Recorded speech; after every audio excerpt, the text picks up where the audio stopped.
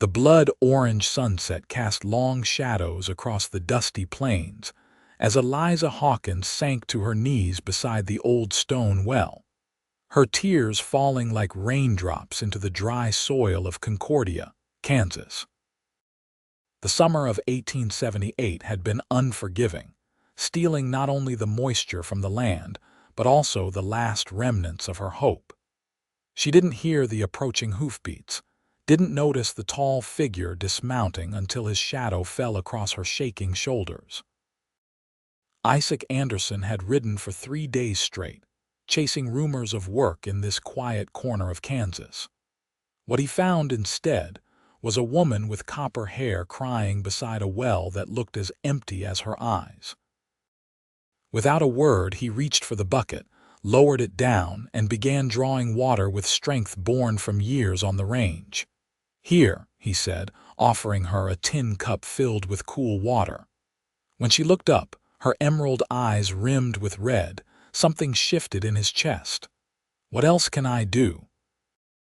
Eliza wiped her tears with the back of her hand, embarrassment flooding her cheeks. "Nothing," she whispered. "There's nothing anyone can do now." But Isaac Anderson was not a man who accepted defeat easily. He didn't know then, as the prairie wind whispered around them, that this moment at the well would change both their lives forever. Eliza had come to Concordia with dreams as vast as the Kansas sky. Her father had been a respected doctor back in Boston, but consumption had claimed both her parents within months of each other. With no siblings and few prospects, she had answered an advertisement from a frontier doctor seeking an assistant. Dr. Wilson had promised steady employment and respectable accommodations. What she found instead was a man drowning in whiskey and a town suspicious of outsiders, especially educated women with Eastern manners. "You're not from around here," Isaac said, sitting on the edge of the well. He wasn't asking a question. "Boston," she replied, accepting the cup with trembling hands. "I arrived 3 weeks ago." Isaac nodded, his keen eyes taking in her worn dress, once fine but now showing signs of hard living. "And now you're crying at a well in the middle of nowhere. Mind telling me why?" Eliza took a sip of water, buying time. There was something about this stranger that made her want to unburden herself, despite the impropriety. Perhaps it was the kindness in his eyes or the lack of judgment in his voice. "Doctor Wilson hired me as his assistant," she explained, her voice steadying. He died yesterday, drinking accident. The townspeople aren't exactly welcoming to a woman alone, especially one who knows medicines." Isaac frowned. "They think you're some kind of witch." Despite everything, Eliza laughed, a short, broken sound. "Something like that. The mayor informed me this morning that I have until the week's end to find new employment or leave town." She gestured to the well. "I came here to think, and instead I just broke down." "Sounds to me like you've got good reason," Isaac said, removing his hat to reveal dark hair with strands of copper that caught the dying light. "I'm Isaac Anderson, by the way. Most folks call me Ike." "Eliza Hawkins," she replied, noticing for the first time that he was younger than she'd initially thought, perhaps 25 or 26, only a few years older than her own 22 years. Isaac refilled her cup. "I arrived in town looking for work. I've been cowboying since I was 16, but thought I might try my hand at something different." "There's not much work in Concordia unless you're willing to farm," Eliza said. "The drought's made everything harder. I noticed." Isaac gazed at the parched landscape. "What about you?" "What will you do now?" Eliza sighed, her momentary composure slipping. "I don't know. I spent nearly everything I had to get here. I can't afford passage back east, and I have no family waiting anyway." Isaac studied her for a long moment. "You said you were Dr. Wilson's assistant. Does that mean you know something about doctoring?" "My father was a physician. I assisted him since I was 14. I can set bones, stitch wounds, deliver babies, but no one here will let a woman treat them." Isaac stood suddenly, his expression brightening. "Maybe they won't, but I know some places where they might. There's a ranch about 2 days' ride from here. The owner, Samuel Blackstone, is always looking for someone with medical knowledge. He's got over 30 men working for him and no doctor for miles." Hope flickered in Eliza's eyes but quickly dimmed. "I appreciate the thought, Mr. Anderson, but I can't just ride off with a stranger. It wouldn't be proper." Isaac smiled, showing a small dimple in his right cheek. "No, it wouldn't, but we could leave together on the morning stage. There's a town called Liberty Springs near Blackstone's ranch. You could stay at the boarding house there while I introduce you to Blackstone." "Why would you do this for me?" Eliza asked, suspicion creeping into her voice. "Because everyone deserves a chance," Isaac said simply. "And because I've been where you are alone in a strange place with no one willing to lend a hand." Eliza looked at the setting sun, then back at the town behind them. What waited for her there? Nothing but scorn and suspicion. And yet to leave with this man. "I'll think about it," she finally said.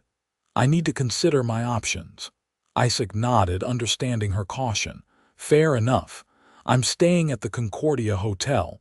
If you decide to take a chance, meet me at the stage depot tomorrow at 7. He put his hat back on and tipped it slightly. "Either way, Miss Hawkins, I hope things turn around for you." As he walked away, Eliza found herself watching his retreating figure, wondering if fate had sent him to her in her darkest moment, or if she was simply desperate enough to see salvation where there was none. Morning came with a hint of coolness that belied the heat to follow. Eliza stood at the stage depot, clutching a small carpet bag containing everything she owned in the world. She had barely slept, weighing her options until dawn streaked the sky. In the end, the decision was simple: stay and face certain failure, or risk an uncertain future with a kind stranger. Isaac arrived 5 minutes before the stage was due, his face breaking into a genuine smile when he saw her. "You came." "I did," Eliza said, trying to sound more confident than she felt. "Though I'm still not entirely convinced this isn't madness." "The best decisions often seem that way," Isaac replied, taking her bag. "I've purchased our tickets. The ride to Liberty Springs will take about 6 hours." The stagecoach arrived in a cloud of dust, already carrying 3 passengers, an older couple who introduced themselves as the Thompsons, headed to visit their son in Wichita, and a traveling salesman named Gerald Porter who immediately tried to interest them in patent medicines. "Actually, Miss Hawkins here is something of a medical expert," Isaac said when Porter described the miraculous healing properties of his tonic. "Perhaps she could give her professional opinion." Eliza shot him a look, but found herself smiling despite her nervousness. "I wouldn't call myself an expert, but I do know that most of these tonics contain more alcohol than medicine."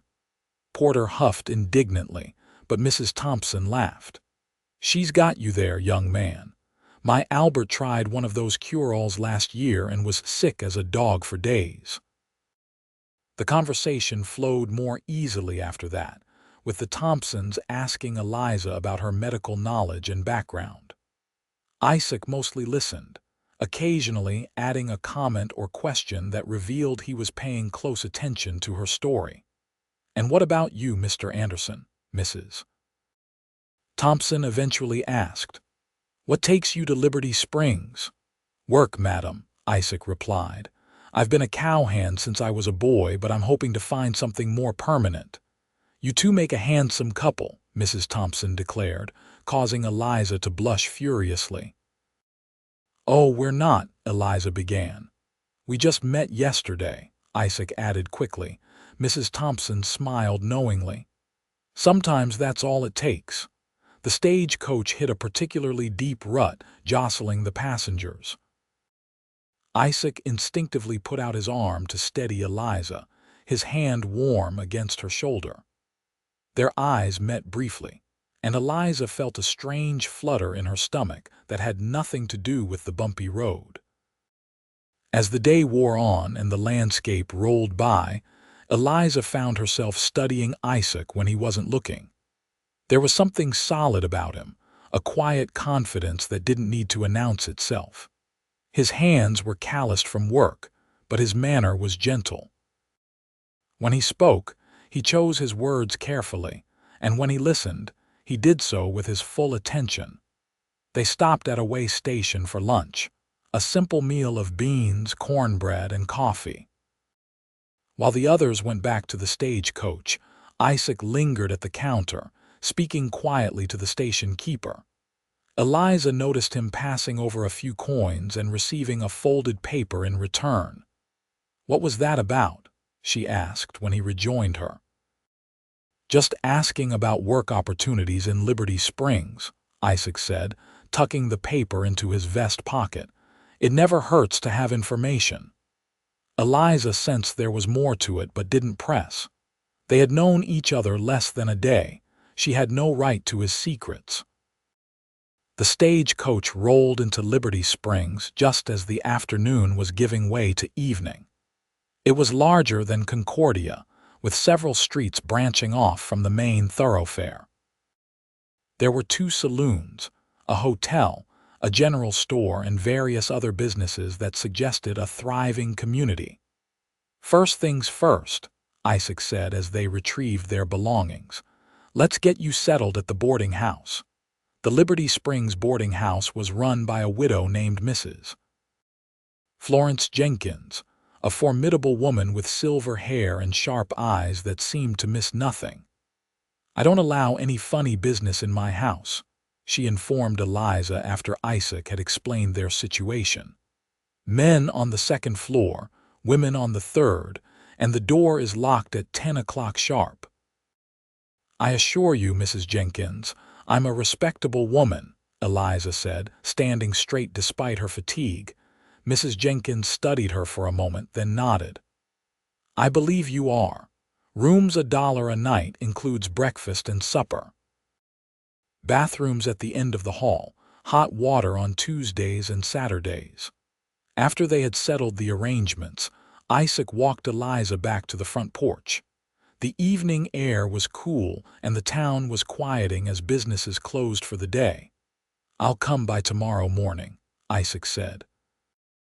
"We can talk to Blackstone then." "Thank you," Eliza said sincerely. "I don't know why you're helping me, but I'm grateful." Isaac smiled, the dimple appearing briefly. "Get some rest, Miss Hawkins. Tomorrow might bring better things for both of us." As he walked away, Eliza wondered again about the man who had appeared at her lowest moment. There was more to Isaac Anderson than met the eye, she was certain. But whether that was good or bad remained to be seen. The next morning dawned clear and bright. Eliza dressed carefully in her best dress, a navy blue cotton with white trim that had somehow survived the journey west relatively unscathed. She pinned her hair up neatly and washed her face in the cold water provided in her room. Breakfast at Mrs.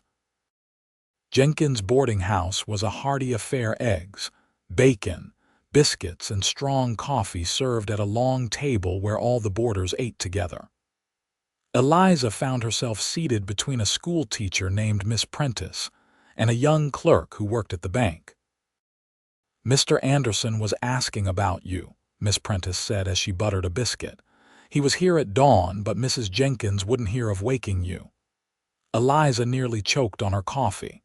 "He was here already," Miss Prentice nodded, her expression curious. "He seemed quite eager to see you. Said he'd be back at 8. It was 7:45 now.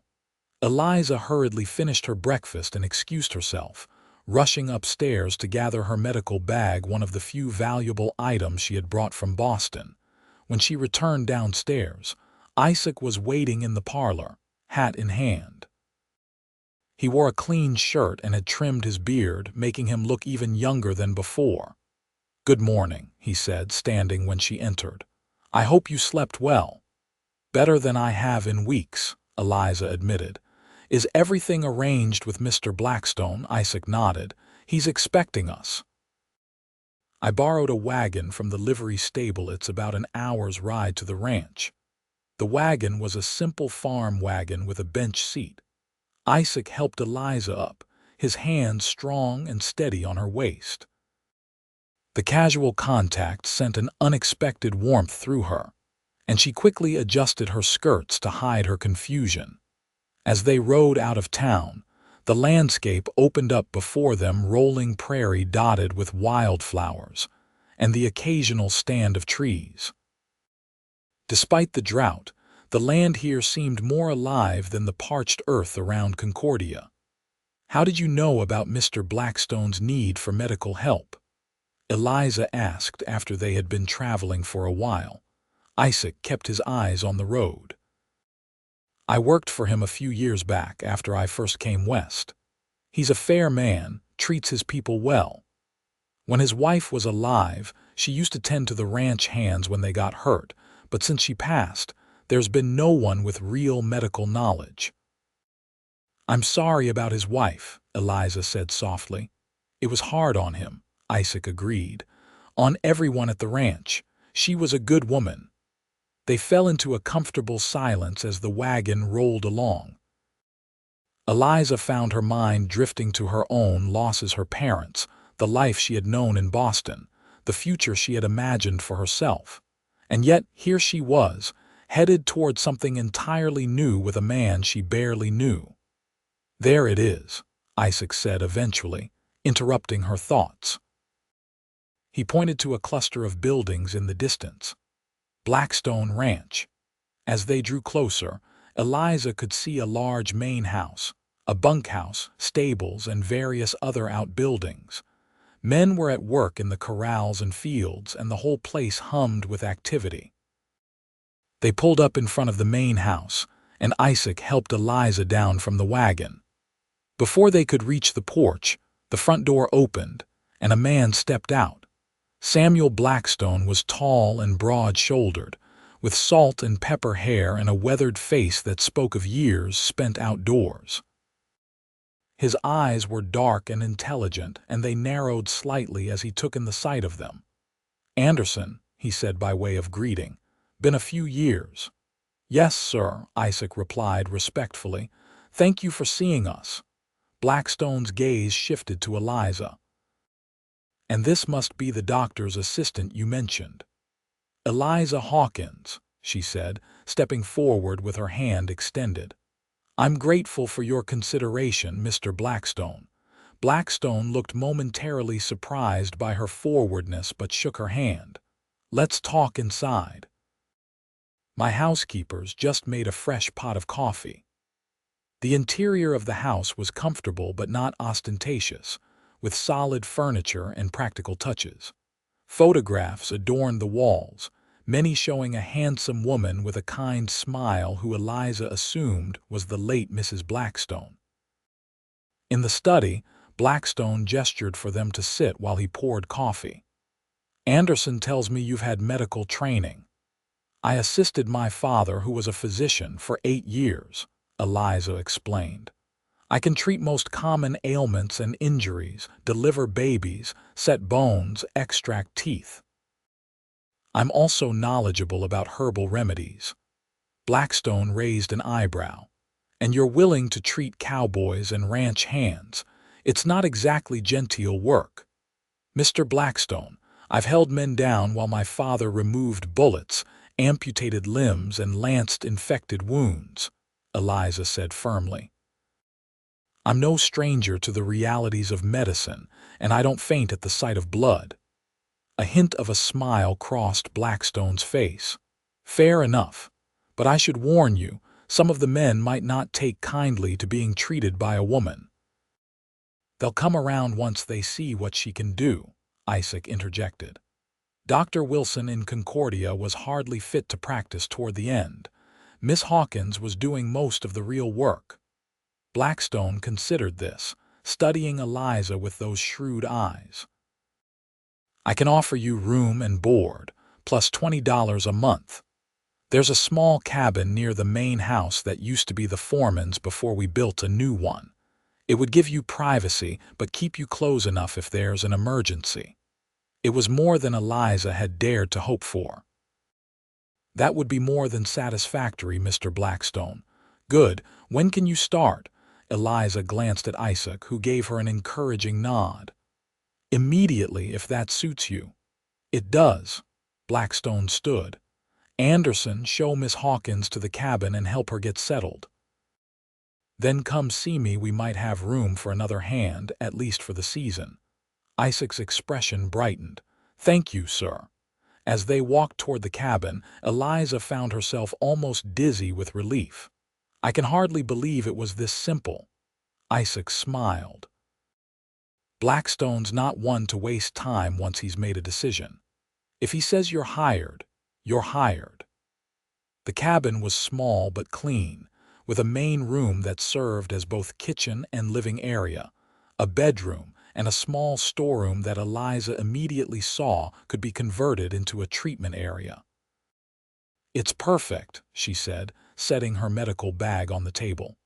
I can hardly believe my luck. It's not luck, Isaac said, bringing in her carpet bag. It's what you deserve after everything you've been through. Their eyes met, and for a moment, something unspoken passed between them, a recognition, perhaps, of kindred spirits who understood what it meant to start over. I should go see Blackstone, Isaac said finally, breaking the moment. Will you be all right here? Eliza nodded. More than all right. Thank you, Isaac, for everything, he smiled, tipping his hat before leaving. Just being neighborly, Miss Hawkins. As Eliza unpacked her few belongings, she found herself smiling. For the first time in months, she felt something like hope blooming in her chest.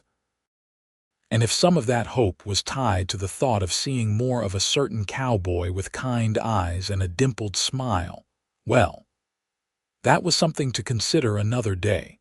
Word spread quickly throughout the ranch about the new lady doctor.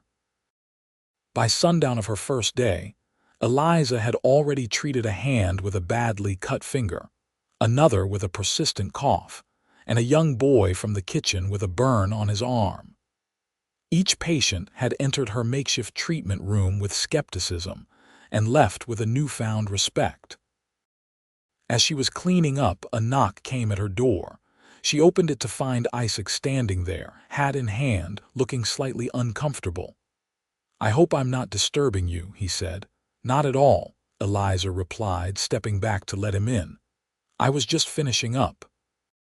How did your meeting with Mr. Blackstone go? Well enough, Isaac said, entering but remaining near the door. He's taking me on for the season. I'll be working with the horses mainly. It seems his head wrangler left last month. That's wonderful, Eliza said sincerely. You clearly know your way around horses. Isaac smiled. I've always had a way with them. They make more sense than people sometimes. He cleared his throat. Anyway, I came to see if you needed anything. The bunkhouse is just over that rise, so I'm not far if you run into trouble. The concern in his voice touched her. I think I'll be fine, but thank you. It's reassuring to know I have a friend nearby. The word friend seemed to please him. Good. Well, I'll let you get some rest. Tomorrow's likely to be busy. The men who were too proud to come see you today will probably be lining up once they hear how you fixed up Martinez's finger. After he left, Eliza sat on her small porch, watching as stars appeared in the vast Kansas sky. From the bunkhouse, she could hear faint sounds of harmonica music and men's laughter. For the first time since leaving Boston, she felt like she might have found a place where she belonged. The next few weeks passed in a blur of activity. True to Isaac's prediction, the ranch hands quickly overcame their initial reluctance to be treated by a woman, especially after Eliza successfully removed a bullet from the shoulder of a cowboy who'd had a run-in with rustlers. By the end of her first month, she had established a routine, treating injuries and illnesses in the morning, gathering herbs and preparing medicines in the afternoon, and keeping records in the evening. Isaac, too, had settled into life at Blackstone Ranch. His skill with horses was immediately apparent, and he spent his days breaking new stock and training the ranch's existing herd. Often, Eliza would pause in her work to watch him in the corral, his movements fluid and confident as he worked with even the most challenging animals. They began to develop a friendship, meeting occasionally for supper at her cabin or taking walks in the cool of the evening. Isaac told her about growing up in Tennessee, losing his parents young, and making his own way west at 16. Eliza shared stories of Boston, of her father's medical practice, and her dreams of perhaps one day becoming a proper doctor herself. "Why not?"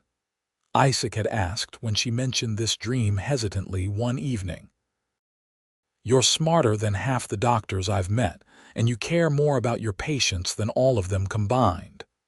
"Medical schools don't admit women," Eliza reminded him. "At least, very few do, and those that might are back east." Isaac had looked thoughtful at that. "Things change. And you're the kind of person who changes them." As summer turned to autumn, Eliza found herself looking forward to these conversations more than anything else. There was something about Isaac's straightforward nature, his quiet intelligence, and his unwavering support that made her feel both seen and valued in a way she hadn't experienced before. One crisp October morning, Eliza was gathering the last of the season's medicinal plants when she heard hoofbeats approaching rapidly. She looked up to see Isaac riding toward her, his expression urgent. "What is it?" she called as he dismounted. "Blackstone sent me to find you," Isaac said, slightly out of breath. "There's been an accident at the north pasture. 2 of the men were mending fences when something spooked their horses. They've both been injured, one badly." Eliza was already moving, gathering her supplies. "I'll need to ride with you. My bag is at the cabin." Together they raced back to her cabin, where she quickly assembled her medical kit. Isaac helped her onto his horse, then swung up behind her. The feeling of his strong arms around her as he held the reins was both comforting and distracting. They rode hard for nearly 20 minutes before reaching a group of men gathered around 2 fallen figures. Eliza slid from the horse before it had fully stopped, rushing to assess the situation. The first man, Tom Riley, had a broken arm and several cuts but was conscious and stable. The second, Frank Donovan, was in far worse shape. He had been thrown against a fence post and had a deep gash in his head, along with what Eliza suspected might be internal injuries. "I need clean water and cloths," she ordered, kneeling beside Donovan. "And someone needs to ride to the ranch and bring back a wagon carefully. We can't move him far without proper support." The men jumped to follow her instructions, their earlier skepticism about her abilities long forgotten. Isaac stayed by her side, helping to hold Donovan still while she cleaned and stitched the head wound. "His breathing's not right," Isaac murmured, his face creased with concern. "No, it's not," Eliza agreed, her hands moving efficiently as she examined Donovan's chest. "I think he may have broken ribs that have punctured a lung. We need to get him back to the ranch as quickly as possible." The wagon arrived, and under Eliza's direction, they carefully loaded both injured men. Isaac drove while Eliza rode in the back, monitoring Donovan's condition and doing what she could to keep him stable. At the ranch, they converted the dining room into a temporary treatment area. Eliza worked for hours, first stabilizing Donovan, then setting Riley's arm. Isaac remained by her side throughout, following her instructions without question, anticipating her needs before she could voice them. It was past midnight when Eliza finally declared that Donovan was stable enough to be moved to a proper bed. "He'll need constant monitoring," she said, washing blood from her hands in a basin of water that had long since turned pink. "I'll stay with him tonight." No, Isaac said firmly. You've been working for over 12 hours straight. I'll take the first watch. You need rest. Eliza started to protest, but the exhaustion hit her suddenly, making her sway on her feet. Isaac caught her elbow, steadying her. See, you're dead on your feet. Go get some sleep. I promise I'll wake you if there's any change. Too tired to argue, Eliza nodded. Wake me in 4 hours regardless. And look for these symptoms. She gave him a list of warning signs to watch for, impressed by how carefully he listened and committed them to memory. As she walked back to her cabin in the moonlight, Eliza found herself thinking about the events of the day, not just the medical emergency, but the way Isaac had worked alongside her, his calm presence an anchor in the chaos. There was more to him than she had initially realized, a depth of character that continued to surprise her. She slept deeply, but woke to knocking exactly 4 hours later as requested. When she opened the door, Isaac stood there, looking tired but alert. "How is he?" she asked immediately. "Stable," Isaac replied. "His breathing seems a bit easier and he woke up once, asked for water. I gave him just a little like you said." Relief washed over her. "That's a good sign. Thank you, Isaac," he nodded, hesitating for a moment. "You were amazing today, you know. The way you took charge, knew exactly what to do. You saved his life." "We saved his life," Eliza corrected gently. "I couldn't have done it without your help." Something passed between them then, a current of understanding and mutual respect that felt different from their previous interactions. Isaac took a half-step closer, and for a breathless moment, Eliza thought he might kiss her. Instead, he reached out and squeezed her hand briefly. "You should go check on your patient, doctor," he said with a small smile. "I'll be in the bunkhouse if you need anything." As she walked to the main house, Eliza found herself touching the hand he had held, the sensation of his touch lingering like a promise. Donovan made a slow but steady recovery over the next 2 weeks. Eliza divided her time between caring for him, treating the usual ranch injuries, and preparing for winter. The first snow came early that year, a light dusting in early November that transformed the landscape overnight. On a cold but clear evening, Isaac invited Eliza to join him for a ride. "There's something I want to show you," he said mysteriously, leading her to where 2 horses were saddled and waiting. They rode for about half an hour, following a stream that cut through Blackstone's property, until they came to a small valley protected by hills on 3 sides. In the center stood a cabin, smoke rising from its chimney. "What is this place?" Eliza asked as they dismounted. "It's mine," Isaac said, a note of pride in his voice. "Or it will be. Blackstone's selling me this parcel, 80 acres, including the cabin. It was an old line shack, but I've been fixing it up in my spare time." Eliza looked at him in surprise. "You're staying? I thought you were just here for the season." Isaac met her gaze steadily. "I was. Plans change." He gestured toward the cabin. "Would you like to see inside?" The cabin was small but well constructed, with a main room that housed a stone fireplace, a kitchen area, and a separate bedroom. Isaac had clearly been working hard. The floors were newly sanded, the walls freshly chinked to keep out drafts, and simple but sturdy furniture dotted the space. "It's lovely," Eliza said sincerely, warming her hands by the fire he had lit earlier. "But why show me now?" Isaac took a deep breath, as if gathering his courage. "Because I wanted you to see it before I asked you something important." Eliza's heart began to race as Isaac took her hands in his. "Eliza, these past months have been the happiest I can remember. I know we haven't known each other long by some standards, but out here, time moves differently. I feel like I've known you all my life." "Isaac," Eliza began, but he gently squeezed her hands. "Please, let me finish. I'm not asking for anything right now except a chance. A chance to court you properly, to show you that what I feel for you is real and lasting. Tears sprang to Eliza's eyes, unexpected but not unwelcome. I feel it too, she whispered. This connection between us. It scares me sometimes, how quickly it happened, but I can't deny it's there. Relief and joy spread across Isaac's face.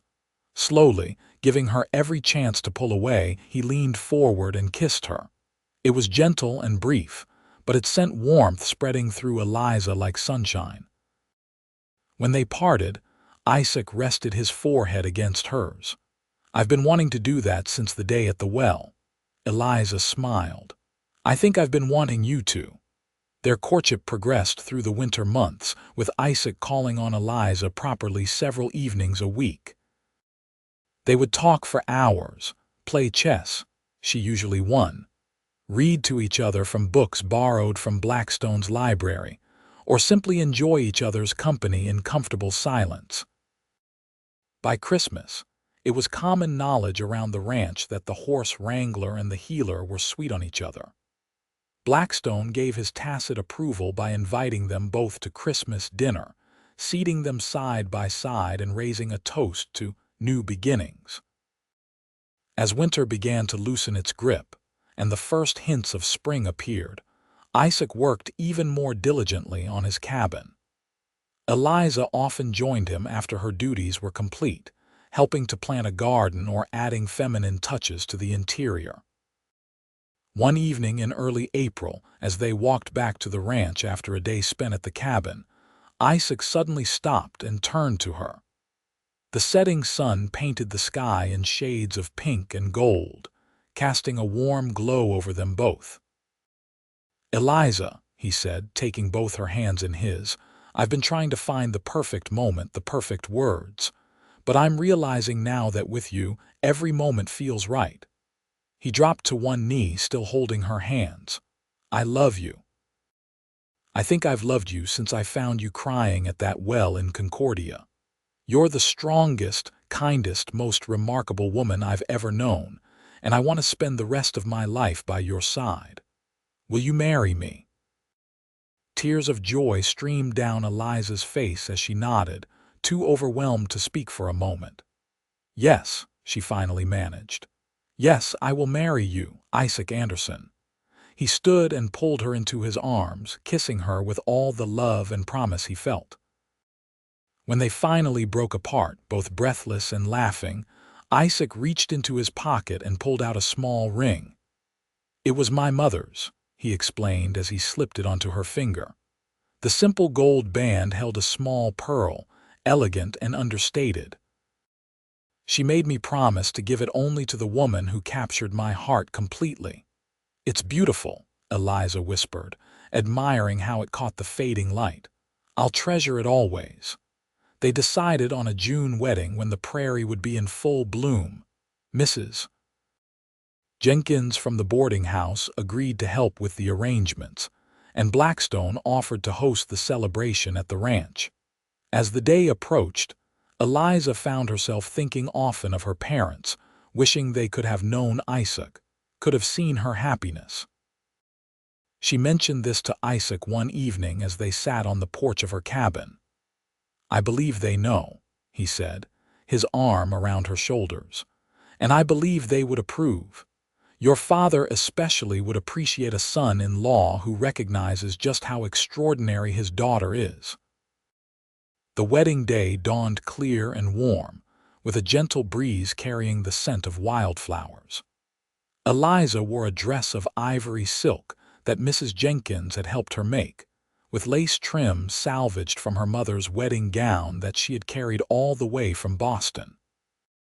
They were married under an arch of roses and prairie flowers, with Blackstone giving the bride away and the entire ranch in attendance. When the minister pronounced them husband and wife, Isaac kissed her with such tenderness that several of the hardened cowboys were seen wiping their eyes. The celebration lasted well into the night, with dancing and feasting and so much joy that Eliza felt her heart might burst with it. As midnight approached, Isaac took her hand and led her away from the festivities. Ready to go home, Mrs. Anderson?" he asked, his eyes shining with love and promise. "More than ready," Eliza replied, squeezing his hand. They rode to their cabin, their home in the moonlight, the sounds of celebration fading behind them. Isaac had transformed the place in the weeks leading up to the wedding, adding curtains Eliza had sewn, bookshelves he had built, and countless small touches that made it truly theirs. When they reached the door, Isaac surprised her by sweeping her into his arms and carrying her across the threshold. "Welcome home, my love," he whispered before kissing her. Later, as they lay together in the quiet darkness, Eliza traced the lines of his face with gentle fingers. "Do you ever think about that day at the well?" she asked softly. "How different our lives might be if you hadn't stopped." Isaac caught her hand and pressed a kiss to her palm. "I believe we were meant to find each other, Eliza. If not at that well, then somewhere else, sometime else. Some things are written in the stars. I never took you for a romantic, Mr. Anderson," she teased gently. He smiled, pulling her closer. "Only with you, Mrs. Anderson, only with you." Life settled into a rhythm for the newlyweds. Isaac continued working with the horses at Blackstone Ranch, while also developing their own land. Eliza divided her time between her medical duties and creating a home. They planted a larger garden that spring, started a small orchard, and began raising chickens. In the evenings, they would sit on their porch, watching the sun set over their land, making plans for the future. That future arrived sooner than expected when, in early autumn, Eliza realized she was expecting a child. She waited until she was certain before sharing the news with Isaac. One evening, after a simple but satisfying supper, she took his hand across the table. "I have something to tell you," she said, her voice trembling slightly with excitement. Isaac's expression grew concerned. "Is everything all right?" "Everything is wonderful," Eliza assured him. "Isaac, we're going to have a baby. In the spring." The joy that spread across his face was something Eliza knew she would remember all her days. He rose from his chair and pulled her into his arms, lifting her off her feet in his excitement. "A baby," he whispered, setting her down gently as if she had suddenly become fragile. "Our baby." The winter passed with Isaac hovering protectively over Eliza, despite her assurances that pregnancy was not an illness and she was perfectly capable of continuing her normal activities. Still, she indulged his concern, knowing it came from love. As her body changed, Isaac's fascination and adoration only grew. He would place his hands on her swelling belly, marveling at the movements of their child, talking to the baby about the horses he would teach it to ride, the land they would work together. "And what if it's a girl?" Eliza asked one night as they lay in bed, his hand resting protectively over their growing child. "Then she'll be as beautiful and strong as her mother," Isaac said without hesitation. "And I'll still teach her to ride and to love the land. And I'll chase away any young men who come calling until she's at least 30. Eliza laughed, the sound mingling with the crackle of the fire in the hearth. "You're going to be a wonderful father." Their son, James Samuel Anderson, was born on a perfect spring morning in April of 1880. The birth was long but uncomplicated, with Mrs. Jenkins acting as midwife and Isaac pacing outside until the first cry of his son brought him rushing in. "He has your eyes," Eliza said tiredly, but happily as Isaac held his son for the first time, his own eyes wet with tears. "And your spirit, I'll wager," Isaac replied, sitting carefully on the edge of the bed. "He's perfect, Eliza, absolutely perfect." Blackstone rode over the next day to meet the newest addition to the community. "Fine-looking boy," he declared, his usually stern expression softening as James gripped his finger with a tiny hand. "Takes after his mother, thank goodness," Isaac laughed. No argument there. Before leaving, Blackstone presented them with a rocking cradle he had commissioned from the town carpenter. "Every child needs a proper place to sleep," he said gruffly, waving away their thanks. The years that followed were filled with the joys and challenges of raising a family on the frontier. James grew into a sturdy, curious boy with his father's dimple and his mother's quick mind. When he was 2, he was joined by a sister, Sarah Elizabeth, who had her father wrapped around her finger from the moment she arrived.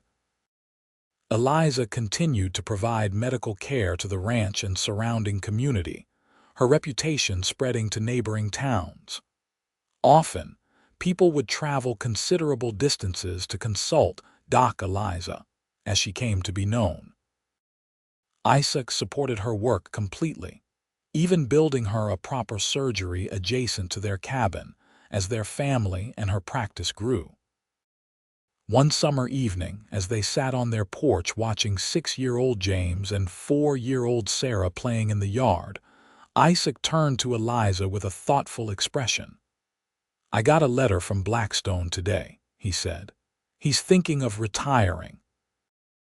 His nephew from back east isn't interested in ranching, so he's considering selling." Eliza looked at him in surprise.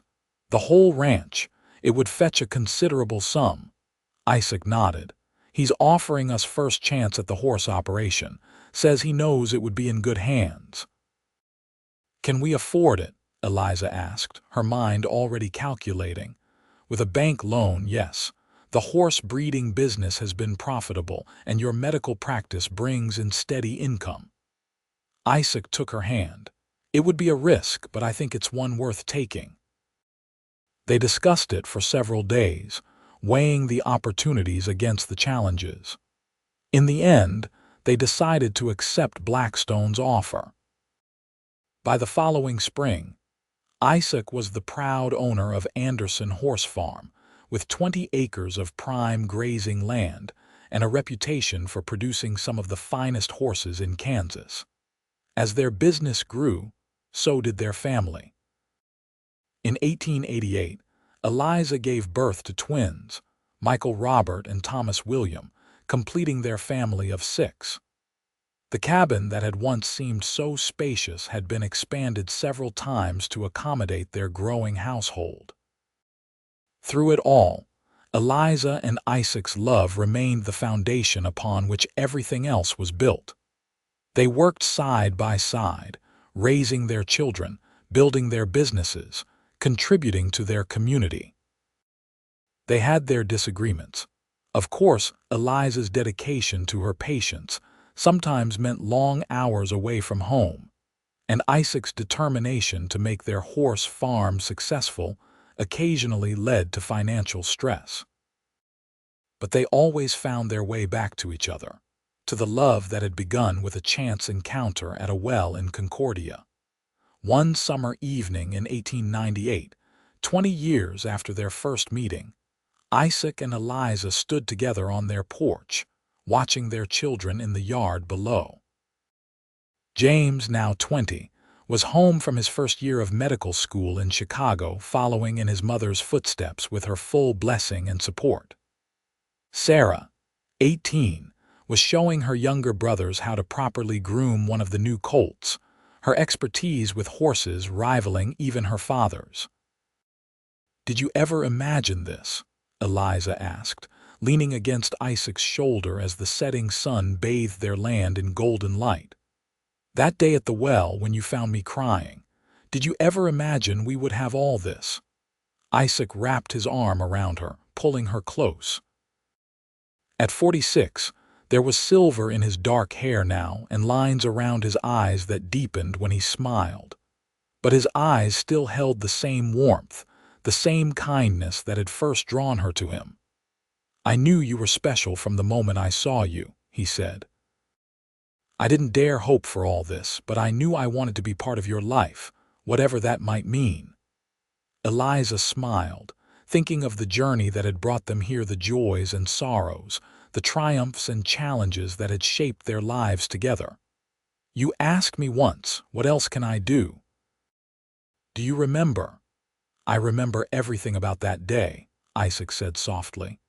You've been answering that question every day since, Eliza said, turning to face him. With your love, your support, your partnership, you made me believe in second chances when I thought all hope was lost. Isaac cupped her face gently, the gesture as tender now as it had been in their earliest days together. And you gave my life purpose and meaning. You and our children, you're everything to me, Eliza.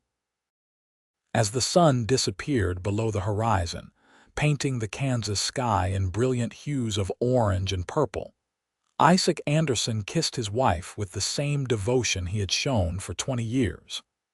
Behind them, their children laughed and called to each other, their voices carrying on the evening breeze. Before them stretched their land, their legacy, the life they had built together from a chance meeting at a well on a dusty Kansas afternoon. I love you, Isaac Anderson, Eliza whispered against his lips. Yesterday, today, and all the tomorrows to come. And I love you, Eliza Anderson, he replied, his voice sure and steady as the land beneath their feet. Forever and always. In the gathering twilight, surrounded by the family they had created and the life they had built, they stood together, the cowboy and the woman he had found crying at a well, whose tears had long since given way to joy, whose broken heart had mended and grown stronger with each passing year, whose story had begun with a simple act of kindness and the question, what else can I do?